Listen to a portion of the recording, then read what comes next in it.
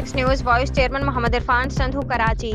आज ऑल मुस्लिम इत्तेहाद के ज़ेर इंतज़ाम गुज्जर नाला मुतासरीन ने भरपूर एहतजाज किया, जिसमें मुजाहिरीन ने सिंध हुकूमत से मुतालबा किया कि मुतासरीन को सुप्रीम कोर्ट के हुक्म के बावजूद मुतबादिल और मुआवजा नहीं दिया जा रहा, जिससे गुज्जर नाला मुतासरीन के बच्चे और बड़े शदीद ज़हनी दबाव के शिकार हो रहे हैं। इस मौका पर ऑल मुस्लिम इत्तेहाद के चेयरमैन शम्स बलोच ने कहा कि हमारे प्यारे मुल्क पाकिस्तान में अगर सुप्रीम कोर्ट के हुक्म पर भी गरीब और पसमानदा तबकात की आवाम को हकूक नहीं मिलेंगे तो फिर गरीब आवाम परेशानी के आलम में कोई बड़ा कदम उठाने पर मजबूर हो जाएंगे। इसके अलावा मुजाहिरीन से बातचीत में मालूमात हासिल हुई, जिससे पता चला कि मुतासरीन शदीद ज़हनी दबाव का शिकार हैं।